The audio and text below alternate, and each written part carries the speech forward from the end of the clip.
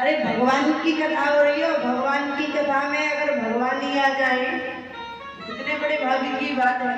कौन ऐसा व्यक्ति नहीं होगा जो खड़ा करके उनका स्वागत बना के रखे।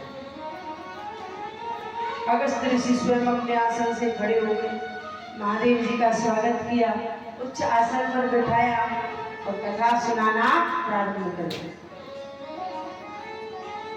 अगस्त ऋषि मन में विचार करते जो स्वयं रामायण के वक्ता है, इससे अच्छी रामायण कोई कह नहीं सकता।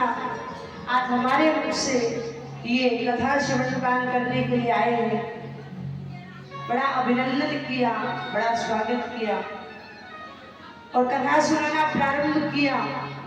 पर माता सती का मन कथा सुनने में नहीं लगा। क्यों? मैया मन में विचार करती है, अरे ये कैसा वक्ता है, हमारे पति को देख करके जो अपने स्थान से खड़ा हो गया तो हमको क्या कथा सुनाएगा। तो इस बात से मैया का मन कथा सुनने में नहीं लगा। और भगवान की कथा यदि जानते ना सुनो तो महाराज फिर तो नुकसान ही नुकसान है, कल्याण तो है व्यवहारो है। अब कथा संपूर्ण हुई, प्रसाद लेकर सब जाने लगे तो महादेव जी भी चलने लगे। त्रेता युग का समय था। उस समय प्रभु श्री राम अपनी पत्नी को ढूंढने की लीला कर रहे थे। हे खग हे मृग मधुकर सैनी, तुम देखी सीता हे खग हे मृग मधुकर सैनी, तुम देखी सीता मृग। क्या तुमने मेरी सीता को देखा? सबसे पूछ रहे हैं प्रभु। तो प्रभु की इस लीला को देख करके महादेव जी का मन गदगद हो गया। बोले अरे प्रभु, संसार के कण कण की जानने वाले हैं आप, और आपकी इस लीला को मैं प्रणाम करता हूँ। हाथ जोड़ के प्रणाम किया, नमस्कार किया। जैसे प्रणाम किया माता सती ने पूछा, प्रभु ये वनवासी कौन है जिसको देख के आप प्रणाम कर रहे हैं? महादेव जी ने कहा, देवी जिनकी अभी हम कथा सुन के आए हैं ना, ये वही मेरे आराध्य प्रभु श्री राम है जो भगवान विष्णु के अवतारी हैं। माता बोली अवतारी? मैं नहीं मानती अवतारी है। बोले क्यों नहीं मानती? बोले ये देख नहीं रहे आप कैसे हो रहे हैं? अरे अगर ये अवतारी है तो इनको पता होना चाहिए कि हमारी पत्नी कहाँ है। और ये तो ऐसे रो रहे हैं जैसे कोई साधारण पुरुष रोता है। ये अवतारी नहीं हो सकते। और अगर ये अवतारी है तो महाराज मैं तो परीक्षा लूंगी, मुझे यकीन नहीं है। महादेव जी बोले, देवी जिनकी परीक्षा लेने की हिम्मत आज तक हमारी ना हुई, तुम उनकी परीक्षा लो। बोले ना मैं तो परीक्षा लूं। ठीक है तो भैया ले आओ परीक्षा। इनकी परीक्षा बड़े सोच समझ के लेना, कहीं ऐसा ना हो कि ये परीक्षा तुम पे भारी पड़ जाए। माता बोली ना ना मैं तो लूंगी परीक्षा, पर सोच समझ के ही लूंगी। अब माता मन में विचार कर रही है कि कैसे परीक्षा ले। फिर विचार आया, हाँ ये अपनी पत्नी को ढूंढ रही है, क्यों ना इन्हीं की पत्नी का रूप धारण किया जाए। अगर ये अवतारी है तो मुझे पहचान लेगी, और अगर ये साधारण पुरुष हुआ तो सीता समझकर मेरा हाथ पकड़ लेगी। अब जैसे ही माता ने आज मैया सीता का रूप धारण किया, प्रभु श्री राम जिस रास्ते पर चल रहे हैं उसी रास्ते के आगे आगे मैया सती जाने लगी। सीता जी को राम जी ने देखा, देखो भैया हमारी परीक्षा लेने आई, चलो कोई बात नहीं, एक बार तो मौका दे दिया जाए। तो राम जी ने वो रास्ता छोड़ दिया। बोले छोड़ दिया जाए, कोई बात नहीं।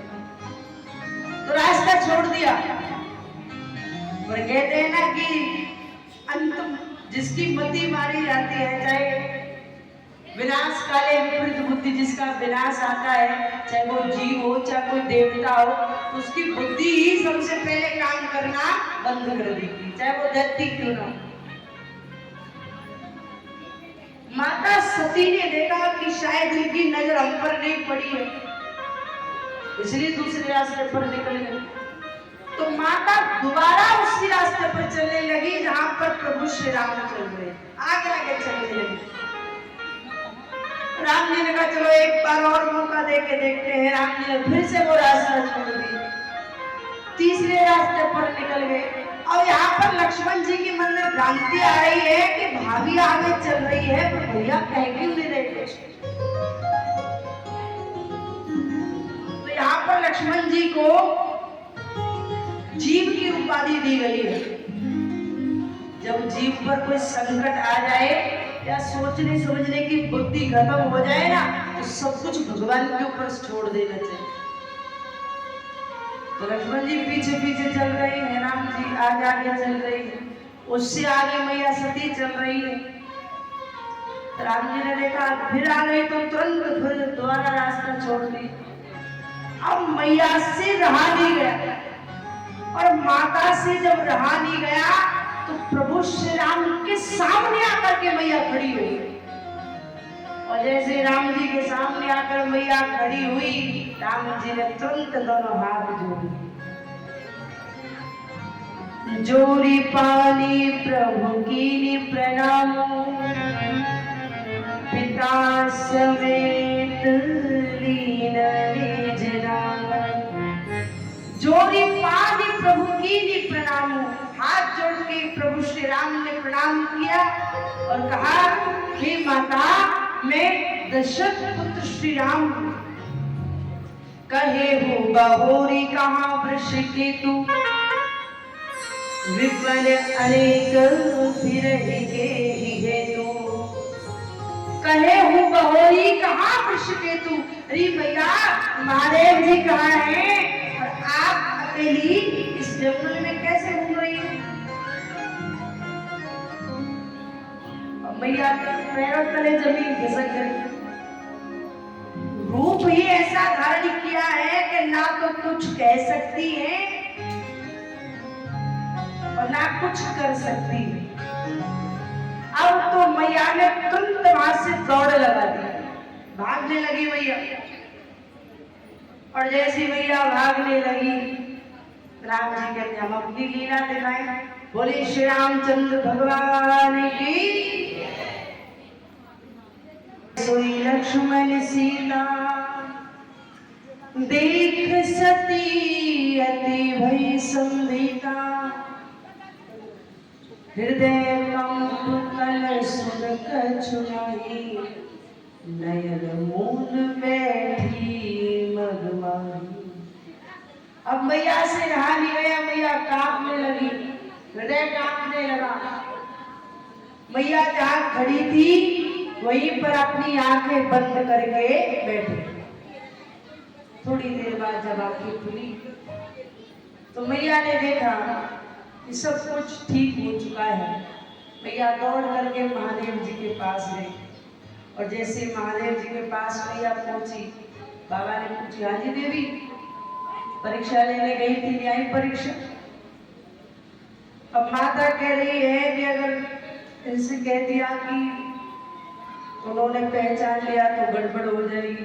भैया बोले अरे नहीं प्रभु, मैं गई थी परीक्षा लेने के लिए, लेकिन मैं जैसी वहां पहुंची मुझे यकीन हो गया कि अवतारी है, इसलिए मैंने उनको प्रणाम किया और प्रणाम करके चली आई। बाबा बोले वहां जाएंगे यकीन मैं तो वहां जाके प्रणाम करो, यहाँ ते कह रहे हम प्रणाम करने की, जब तक प्रणाम ना करो वहां जाके प्रणाम किया तेने। महादेव जी ने अपनी आंखें बंद की और जो चरित्र मैया सती ने वहां रचा था वो सारा के सारा देख लिया। और जैसे ही देखा, आज महादेव जी ने माता सती का त्याग कर दिया।